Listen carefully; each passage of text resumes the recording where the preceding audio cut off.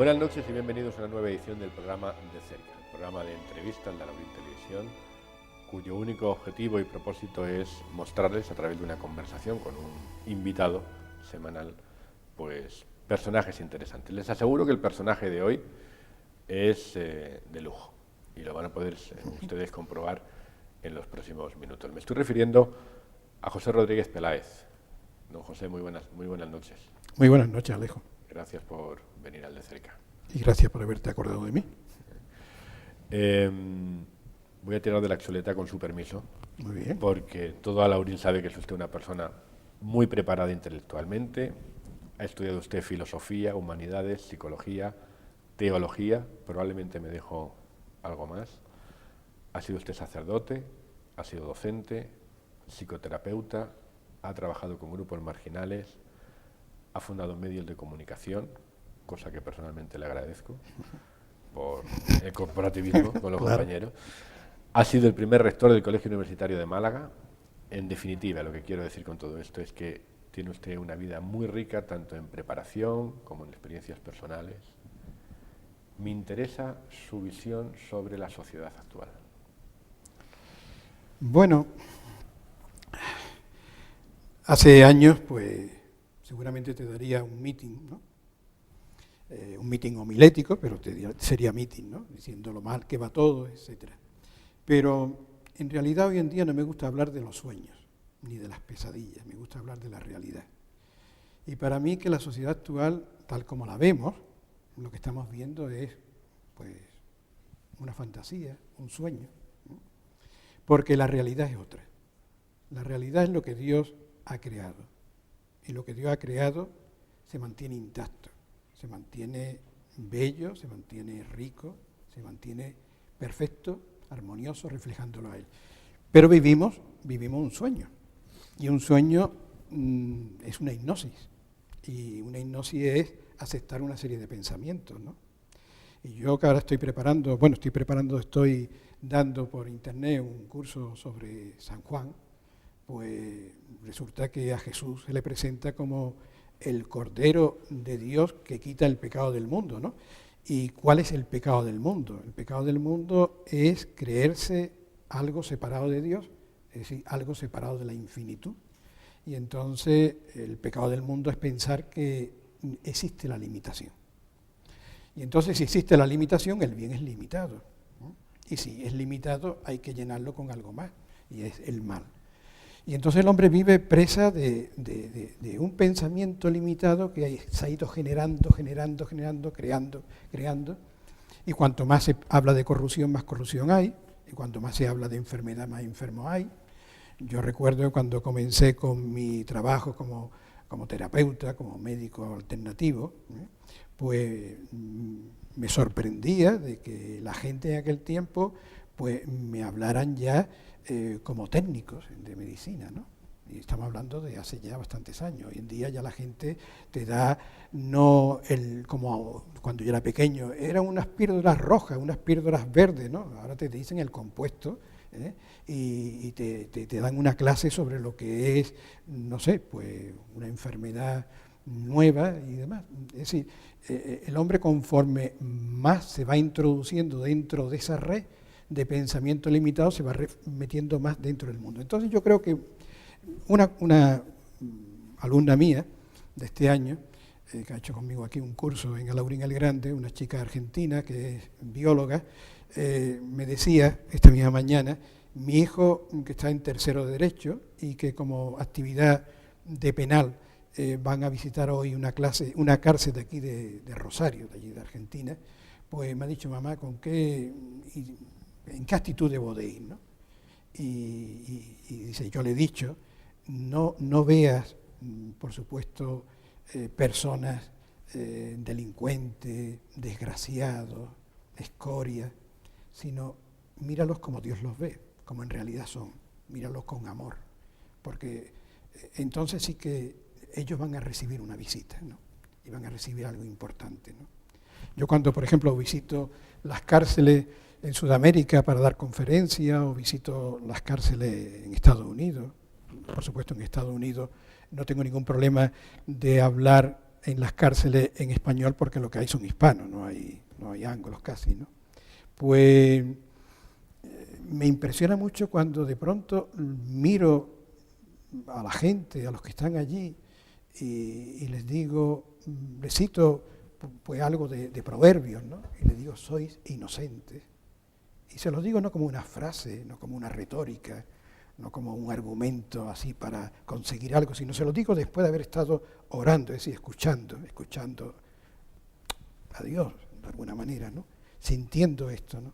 Se los digo de verdad, no me extraña que empiecen a llorar y que algunos se me levanten y me digan, la primera vez que me han dicho esto, y me siento muy bien, sintiéndome así. ¿Te puedo tutear? Por supuesto. Dices que lo bello es lo que creó Dios, pero nos acordamos de Dios. Bueno, es que Dios está muy mal representado. ¿Cómo quitamos y cómo llegamos a lo que creó Dios? Pues yo creo que hay un libro que se llama Ciencia y Salud, con clave de la Escritura, en que una mujer de Nueva Inglaterra pues lo escribió, y en ese libro dice que la tarea, que ella comienza en una página, dice, la ciencia con mayúscula, la que puede hablar del conocimiento de Dios, es decir, de la realidad, porque Dios es la realidad, la única realidad que hay. Nosotros somos la manifestación de esa realidad, una manifestación muy nublada, pero aunque haya muchas nubes, el sol sigue siendo el mismo, ¿no? Idéntico, ¿no? Entonces dice que la ciencia revela la posibilidad de lograr todo lo bueno. Bueno, eso es un mensaje, el mensaje de Jesús, ¿no? De que todo es posible para Dios, ¿no? Dice, e impone a los mortales la tarea. Yo siempre aquí me paro porque digo, como andaluz, eso de que ya que impone una tarea, un trabajo, siempre me acuerdo de que trabajo viene del latín de tripalium, que era un instrumento de tortura donde se ataba al esclavo y se le golpeaba allí. Pues se le impone la tarea. ¿Qué tarea es la que le impone? Ser buenos, ser honrados, ser trabajadores. ¿No? La tarea que se nos impone es la de descubrir lo que Dios ya ha hecho. Claro, para descubrir lo que Dios ha hecho, lo primero que tenemos que despertarnos de este sueño, ¿no?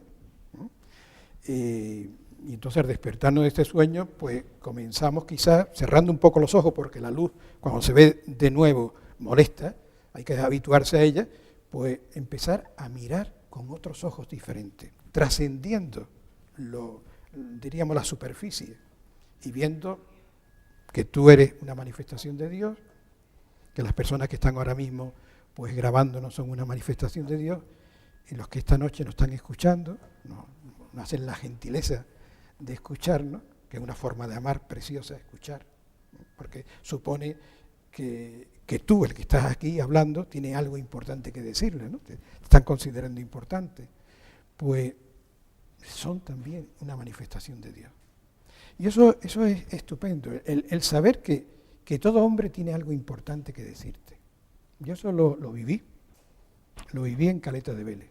Yo allí fui de párroco, me mandaron pues, como más o menos yo siempre entendía, como caballería ligera, ¿no? El mar se había llevado 80 viviendas de pescadores que estaban construidas sobre el resbalaje y hacía falta que yo pues intentara ayudar. Y don Ramón se acordó y me dijo, mira, deja la portavocía, que tiene que estar bastante cansado ya. Ya había llegado la democracia, y ya por tanto mi labor era distinta. Vete allí. Y cuando yo llegué allí, a ese Caleta de Vélez, pues la verdad se me quedó chico, ¿no? Entonces ayudaba en Torre del Mar.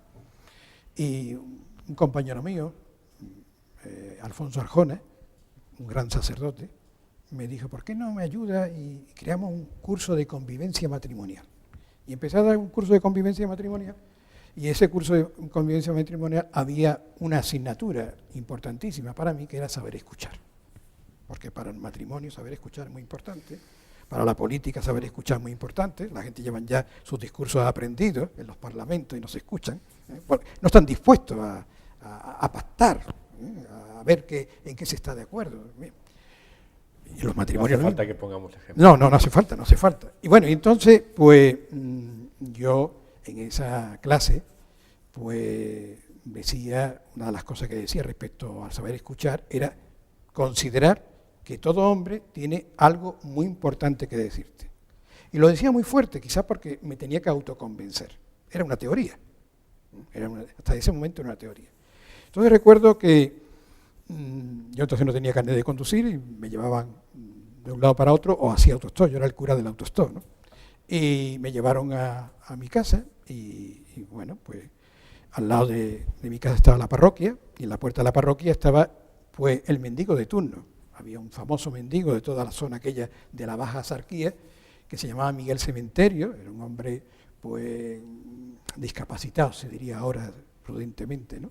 En lenguaje políticamente correcto.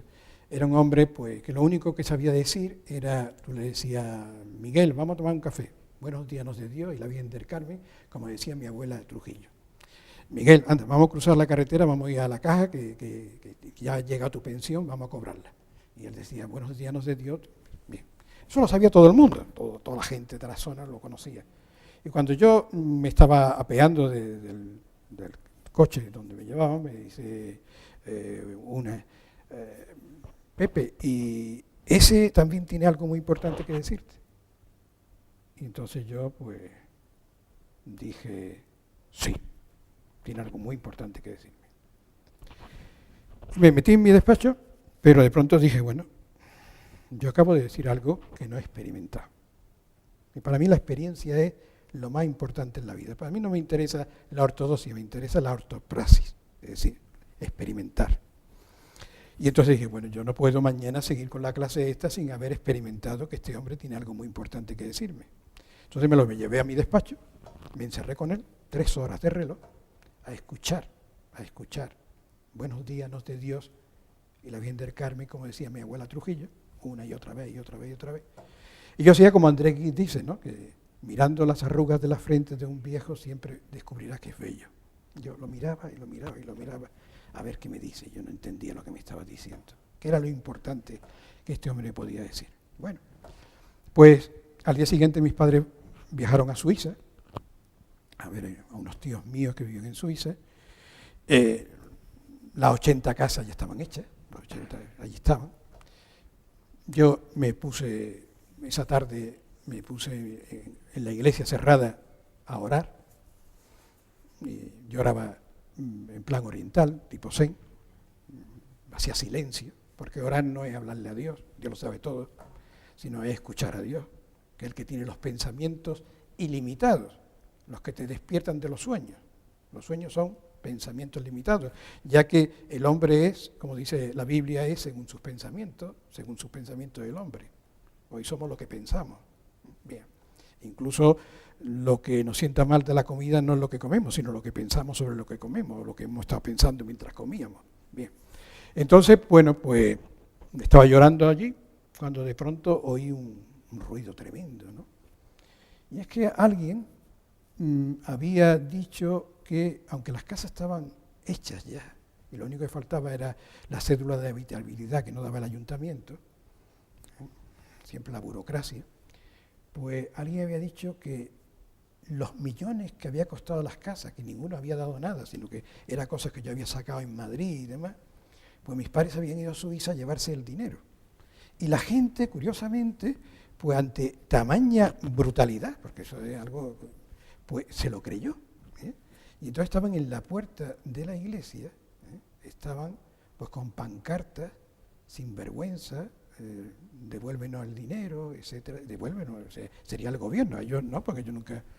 Bien, entonces yo oí ruido y salí, y cuando salí, pues me encontré pues, como 50 o 60 personas, me fui acercando a ellos y ellos no resistían mi mirada, en cuanto los miraba, tiraban las cosas y se iban corriendo, y me quedé solo, rodeado de pancartas, que me estaban gritando algo que me estaba hiriendo profundamente, ¿no?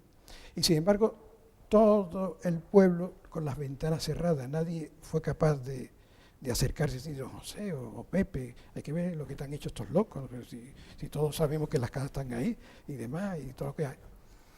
Me quedé destrozado, ¿no?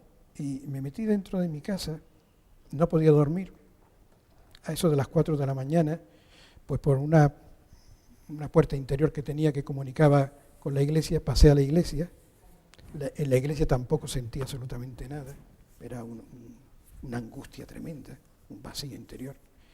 Y a eso de las 5 de la mañana ya digo, voy a abrir las puertas de la iglesia para que el aire, la brisa del mar que cruza la carretera de Almería, pues me entre y yo qué sé. Y abro la puerta.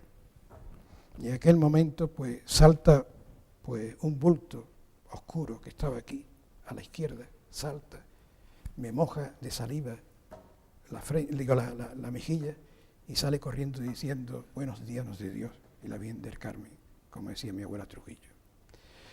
Ese hombre fue el portavoz de Dios, porque yo estaba en aquel momento sin sentir el consuelo ni de Dios, pero sin embargo ese hombre tenía algo muy importante que decirme. Había estado ahí acurrucado toda la noche, esperando que yo abriera la iglesia para decirme a su manera que él me quería, es decir, que Dios me quería, porque todos somos manifestación de Dios, sobre todo cuando los vemos como realmente son, ¿no? Pero yo te digo que sí, que si escuchamos, y ahora nos están escuchando, pues están diciendo, te están queriendo, me están queriendo. ¿Nos decimos poco que nos queremos? Yo creo que sí, que nos decimos poco que nos queremos, porque en el fondo... ¿Falta amor? Sí, verá, yo una de mis problemas existenciales es haber estado siempre hablando del amor, porque si hablas de Dios tienes que hablar del amor, no de otra cosa, no de otra cosa, no de otra cosa. Se hablan de muchas cosas, pero no del amor, desde púlpitos, desde, no sé, desde servicios religiosos, desde... Bueno. Y para mí mi problema era que yo hablaba del amor, pero que yo no sentía el amor. Y yo veía que la gente se impresionaba y se emocionaba cuando me escuchaba. Claro, escuchaba lo que yo decía, era un vehículo, ¿no? Pero yo no sentía el amor. Y yo pues, eso me estuvo atenazando durante mucho tiempo, ¿no? Hasta que descubrí que es que yo no podía amar. Y no se le puede exigir a nadie que ame. Nadie puede amar. Y claro, lo que hacemos es, esforzándonos, porque creemos que amar es algo muy bueno, pues lo que hacemos es disfrazar nuestro egoísmo, lo disfrazamos de ternura, pero en definitiva no estamos amando. De hecho, siempre el que tenemos enfrente, que le decimos que te amo, siempre está necesitando más, nunca se queda lleno. Y de pronto pues me di cuenta que es que yo no puedo hacer nada. Que Jesús dice que yo las cosas que hace el Padre son las que yo hago. Es decir, es reflejar. Yo no puedo amar. Yo soy el reflejo del amor. Y por eso tengo que ser consciente primeramente que Dios me ama. Yo muchas veces digo que la gran diferencia que hay entre Jesús de Nazaret y yo, la gran diferencia, muchas más, pero una muy importante es que Jesús de Nazaret llegó a ser lo que llegó a ser porque escuchó algo que normalmente la gente no escucha y que se lo está diciendo Dios a todos. Y es, tú eres mi hijo muy amado, mi alegría. Y entonces él lo escuchó. Yo algunas veces lo he escuchado, pero la gran diferencia es que él lo escuchó y se lo creyó. Y a mí me cuesta mucho trabajo creérmelo. Hay veces que me lo creo y en aquel momento siento que a alguien pues he llegado a transmitirle ese amor que no es mío, ese amor que realmente no es una palabra que me hace quedar bien a mí, sino que le hace sentir bien a él. Porque esa es la diferencia. Cuando tú amas desde Dios, es decir, vehiculizas el amor de Dios porque te lo has creído que tú estás siendo amado, entonces no quedas tú bien ni te importa que te quedar bien. Lo importante es que el otro se siente bien. Y sin embargo vamos por la vida muchas veces te quiero para quedar bien, ¿no? O para que nos amen a nosotros, como si tuviéramos que ir reclamando amor cuando estamos llenos, envueltos en el amor. Cuando la única realidad que existe es el amor. Por eso cuando me preguntaba sobre la sociedad, te decía, ¿para qué vamos a hablar de pesadillas? Vamos a despertarnos. Porque en este mundo nos falta el amor. Es lo único que sobra, el amor. Porque en este mundo lo único que hay es Dios. La realidad es Dios. Pero todavía no nos hemos dado cuenta de que estamos en ese Dios. Estamos envueltos en ese Dios. ¿Qué es la fe? ¿Para qué sirve la fe? Bueno, yo creo que la fe fundamentalmente es confianza, es compromiso, compromiso.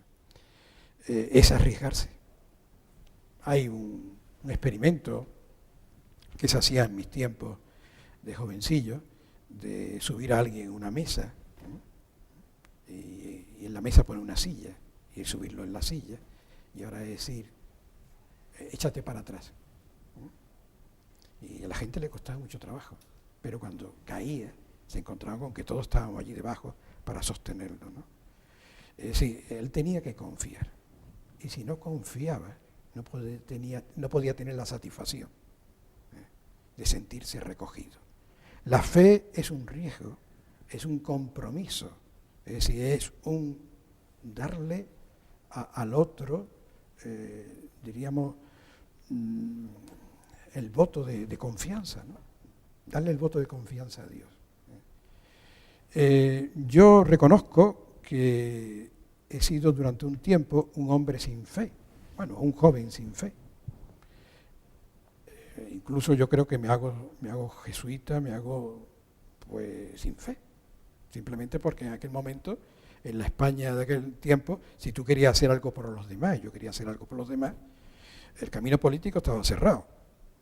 Yo veía que los únicos que hacían algo eran la gente que eran sacerdotes, que trabajaban con los que estaban más necesitados, etcétera, etcétera. Pero dentro de la compañía de Jesús, yo entonces me puse a confiar. Y en la medida que he confiado, he sentido a Dios. Y he sentido al hombre como Dios. Alguien me decía, si te preguntan, hace poco, hace unos días, si te preguntan por la gente que has conocido, ¿cuánta gente ha dejado herida en ti? ¿Y cuánta gente ha dado un beso en ti? Y yo decía, lo único que puedo decir, y lo digo de verdad hoy en día, mirando a la cámara, es que toda la gente que he conocido, a toda la gente que he conocido, le debo una cosa, y es gratitud. Gratitud. Me gustaría que me hablara de su familia, sobre todo de su madre y de su padre, y de cómo influyen en usted como persona. Bueno, mi padre influyó muchísimo. Yo estaba poco tiempo con él porque él tenía pluriempleo en aquel tiempo, ¿no? Era un trabajador de la banca y por la tarde pues llevaba la contabilidad de Cervezas Victoria, ¿no? La antigua fábrica malagueña, ¿no? Y por tanto llegaba muy de noche, ¿no? Pero yo desde pequeño yo veía que mi padre era un hombre muy honesto y mi padre era un hombre que en aquel tiempo que nadie hablaba, porque el régimen era un régimen de plomo, los primeros años después de la guerra, ¿no? Mi padre no se ocultaba de hablar acerca de la libertad, acerca de los valores republicanos. Mi padre era un republicano. Y bueno, pues a mí mi padre me dio una lección impresionante, no por lo que me estuvo enseñando durante esas horas cuando él llegaba a mi casa, sino porque un día pues le dieron el premio de trabajador modelo. Y entonces fuimos a lo que se llamaba la Escuela de Franco, allí por Martirico y demás. Y bueno, entramos en un salón muy grande, había pues una tarima y había gente pues con esos uniformes blancos del movimiento, ¿no? El gobernador, el obispo de aquel tiempo, etcétera, etcétera, estaban todos allí. Y empezaron a leer fulanito de tal, medalla de yo no sé cuánto. Llegaban la gente y se ponían, le daban el diplomilla y se ponían delante de los jerarcas y levantaban el brazo en alto. ¡Pum! Y la gente le aplaudía. Y llegaba otro y yo decía, ¿y mi padre va a hacer esto ahora? Yo tenía 8 o 9 años. Y yo estaba asustadito, ¿no? Y mi padre lo llaman, pero el invitado de honor de aquel día, lo llaman, fulano de tal, José Rodríguez de León. Mi padre avanza, le dan el diploma, hace una inclinación de cabeza delante del crucifijo y alarga la mano, uno y otro. Y entonces mi padre fue aplaudido por un niño de 8 años solamente. Pero mi padre me enseñó coherencia. La coherencia es lo más importante. Ser coherente con lo que tú vives, aunque tengas delante a todo el mundo enfrente, no en contra, enfrente. Porque durante un tiempo en mi vida yo pensaba que la gente estaba en contra, no, la gente está enfrente. Ser coherente es muy difícil muchas veces. Sí, pero mire... Y la vida nos pone pruebas. Sí, yo por ejemplo, yo no dejé el sacerdocio ni por... Me acuerdo, lo voy a contar ahora por primera vez, Ramón Busarray, mi gran modelo y amigo, pues que me preguntó un día, Pepe, ¿los obispos podemos dejar de ser obispos? Yo dije, claro que sí, pueden dejar. Y lo puso en práctica. Y efectivamente... En septiembre del 91. Sí, al año de yo marcharme, de sacerdocio, a ver si marchó a Melilla, ¿no? Bueno, pues me acuerdo que... Y allí sigue, por cierto. Allí sigue. Dando un ejemplo. Dando un ejemplo fabuloso, fabuloso. Y otro Francisco. Y entonces, pues, Ramón viene a verme a la parroquia del Buen Pastor, donde yo estaba allí, entre universitario y gitano, y me dice, pero Pepe, vamos a ver, ¿qué pasa? ¿Hay alguna mujer? No. ¿Hay algún hombre? Digo, por favor, Ramón. Entonces, ¿por qué? Digo, simplemente por esto, por esto y por esto. Dice, pero yo también lo pienso. Digo, pues nos cogemos de la manita y nos vamos a ver anuncios. No. Bien, fue coherencia. Yo respeto, porque creo que están haciendo algo fabuloso a la gente. No conozco a los sacerdotes de aquí, de este pueblo, pero creo que son muy queridos y muy buena gente. Y después tengo muchos compañeros muy entregados, muy entregados. Lo que voy a decir simplemente mi experiencia. Yo me pongo a estudiar teología profundamente, no cuando estaba estudiando teología, sino después, que es cuando se entiende mejor. Dice mi amigo Pepe Castillo que la Biblia, el Evangelio, se lee muy distinto en Cartuja, allí en Granada, que cuando él está en El Salvador supliendo a mis compañeros a Yacurí, además los que murieron, se lee muy distinta la Biblia. Te dice cosas distintas, según dónde está. Lo mismo que a Pedro Casaldáliga le dicen las cosas muy distintas del que puede estar ahora mismo en una curia, ¿no? Bien. Entonces, pues yo me pongo a estudiar y me di cuenta de que el sacerdocio, Jesús no instituyó ningún sacerdocio. El sacerdocio es una superestructura de una institución. Cuando las comunidades se van estableciendo como institución, pues entonces van generando los mismos funcionarios, los mismos que hay en otras religiones oficiales y demás, pero que el sacerdocio en todo caso, ser sacerdote, es hacer sagrado todo, es reconocer que en todo está Dios, que eso es convertir todo en sagrado, porque todo es sagrado, no hay profano y sagrado. La división no existe en la realidad, la división es lo contrario de lo que Dios es, uno, y nosotros somos su manifestación, somos sus ideas. Pues bien, el sacerdocio, sí, lo hay, es el sacerdocio de todo el mundo es sacerdote. Entonces yo, ¿por qué voy a estar, diríamos, en una posición, diríamos, de guía, de dominio, si Dios es el que tiene que hablarle a cada uno? Y por tanto yo tomo mi opción, yo personal, pero a nadie le digo, oye, que esto es lo que hay que hacer. Lo mismo cuando me quité de fumar, después de ser un fumador impedernido desde los 12 años, pues antes de llegar aquí al pueblo, yo llegué el 15 de octubre del año 81, pues el 1 de octubre del año 80 yo dejé de fumar.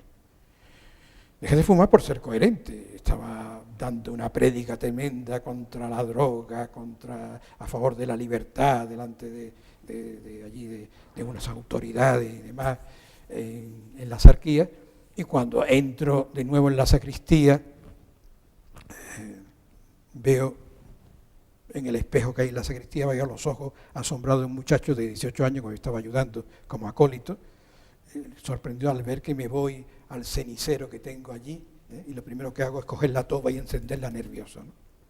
Entonces al ver aquellos ojos me dije, soy incoherente, estoy hablando de libertad y soy...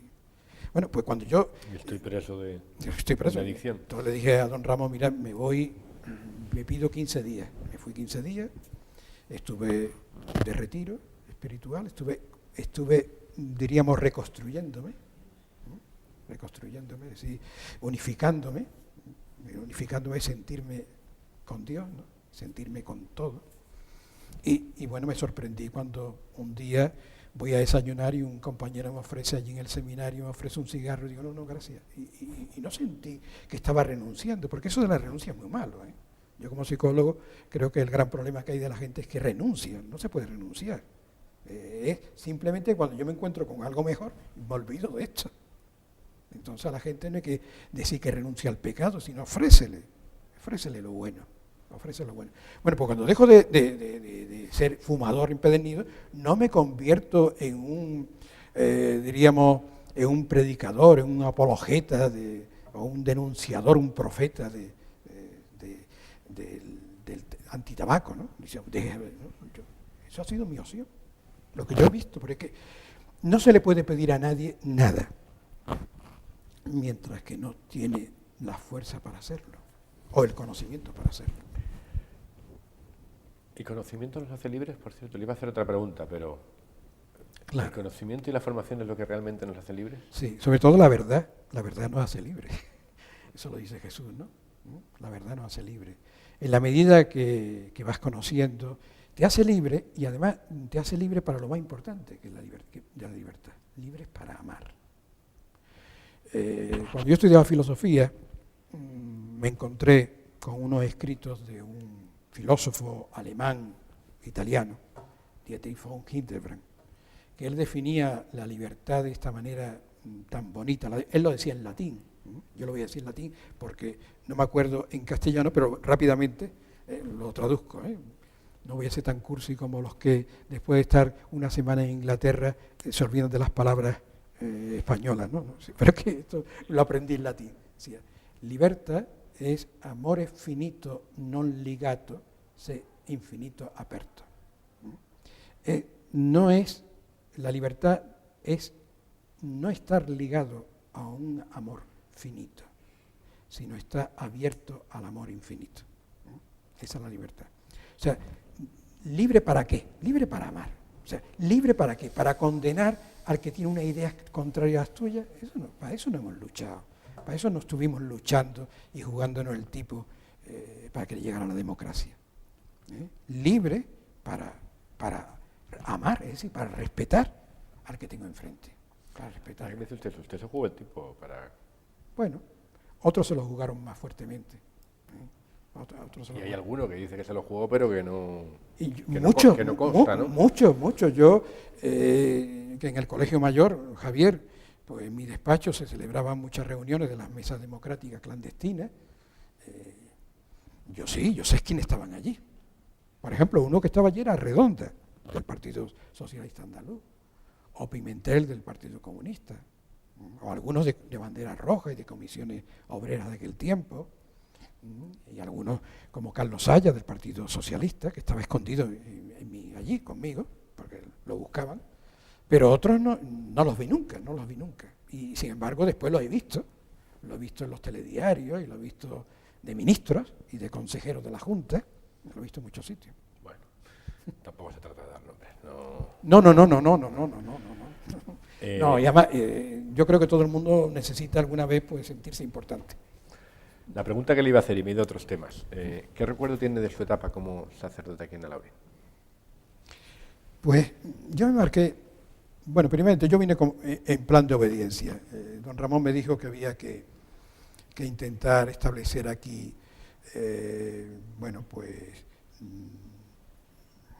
catequesis para la primera comunión, catequesis para el matrimonio, etcétera, etcétera. Entonces vine como sujeto de obediencia. Sin embargo, una de las cosas que me marqué fundamentalmente es intentar que no hubiera, diríamos, enfrentamiento entre grupos. Y para mí, aunque quizás fuera simplemente Una raya en el agua, para mí fue algo muy hermoso ver salir en mi último Corpus Christi, ver salir a un hermano de abajo, ¿no?, llevando el estandarte de los hermanos de arriba, y a un hermano de arriba llevando el estandarte de los hermanos de abajo. Eso dice mucho, ¿eh? Eso fue para mí, quizás una raya en el agua, porque después, al poco tiempo, cuando yo me marché, hubo una serie de enfrentamientos, pero yo intenté eso, ¿no? Y porque me parece que otra cosa no se podía hacer, ¿no? Pero al menos que la gente que se reunía a celebrar pues el folclore, cuando digo el folclore no lo digo en plan peyorativo, sino el folclore es algo muy rico y muy propio de una idiosincrasia, pues con ciertos hábitos religiosos, ya que llevaban esos hábitos religiosos, pues deberían de vivir. Hombre, siempre es bueno competir hacia lo bueno, pero nunca pues intentando hacerse zancadillas, ¿no? Yo creo que es muy importante intentar crecer, pero no yo ser más alto, siendo bajo, cortándole los pies al que es más alto que yo, sino es que yo voy a crecer y si el otro crece, pues también tendré que crecer más. Eso por un lado. Por otro lado, lo que más me gustó de la etapa de Alaurín es que me he quedado en Alaurín, ¿no? Eso para algo será, ¿no? Es la gente de Alaurín. O sea, se habla mucho de la sierra, que es preciosa. Yo todos los días cuando desayuno lo primero que veo desde el ventanal de la cocina es esta sierra tan hermosa que tenemos. La huerta, etcétera. Hablamos mucho de los paisajes y demás de Alaurín, pero lo mejor de Alaurín es la gente de Alaurín. ¿Cómo es el alaurino? Pues el alaurino es una persona que realmente es muy receptiva, es acogedora, ¿no? Es acogedora. Bueno, te voy a decir algo que quizás sería hipócrita si no lo dijera. Yo soy muy malagueño, ¿no? Yo presumo de la Plaza de la Merced, de haber nacido en la otra esquina. Me parece que va a ser usted ahora coherente, ¿no? De donde nació Picasso. Y entonces, pues cuando yo llego aquí a Alaurín, después de haber salido de Málaga con 18 años, ¿no?, y regresar a Málaga con 30 y tantos, y encontrarme una Málaga muy diferente a la que yo viví, cuando yo llego aquí a Alaurín, me encuentro con mi Málaga. Es la gente de Málaga. Es que la cuenca del Guadalhorce y Málaga es lo mismo. Ronda tiene sus valores, pero es Ronda. La Zarquía, donde está, es otra cosa. Pero Málaga y la cuenca del Guadalhorce es lo mismo. El malagueño de antes de la emigración interna, de los pueblos que llegan a Málaga y que le cambian su fisonomía en parte, Málaga es Málaga y la cuenca del Guadalhorce. Es el mismo carácter. El carácter, diríamos, pues, que no le importa quedarse sin un duro, ¿no?, pero lo que importa es invitar al que tiene al lado, ¿no? Esa alegría, ¿no?, esa alegría que hace que las penas parezcan menos, ¿no? ¿Ha encontrado aquí su jardín de Dios? Sí, lo he popularizado en mi página web y cuando voy, presumo de Alaurino. Cuando yo creo que he sido embajador de Alaurín, pues en Los Ángeles, en San Francisco, en Denver, en Virginia, en el estado de Virginia, en Boston, por supuesto, etcétera, en Sudamérica, Suiza, Italia, Francia. Voy diciendo que yo soy de un lugar que significa en árabe Jardín de Dios. Y mucha gente ha venido aquí a ver el Jardín de Dios, a ver lo que hablaba Pepe, han venido de Estados Unidos, han venido de Italia y demás, y han dicho, pues sí, realmente esto parece un jardín de Dios. Pues eso, esa faceta de embajador y otras tantas y tantas y tantas experiencias que tiene usted, que se me quedan aquí, me la va a tener usted que contar en otro programa, porque estamos llegando al final. ¿Sí? Bueno, pues si tú crees que tengo algo importante que decirte, pues aquí estoy yo. Lo que le tengo que decir yo es que he disfrutado mucho escuchándole. Muchas gracias, yo también, viendo cómo me escuchaba. Y que estas locas, evidentemente... Lo sé que en mi casa. Cuando quiera.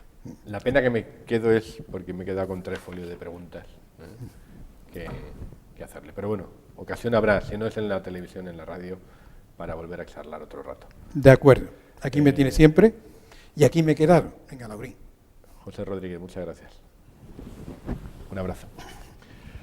A todos ustedes, muchas gracias. Espero que hayan disfrutado con esta charla y este ratito de conversación con José Rodríguez. Les esperamos la próxima semana en una nueva edición del De Cerca, en Alaurín Televisión. Hasta el próximo jueves.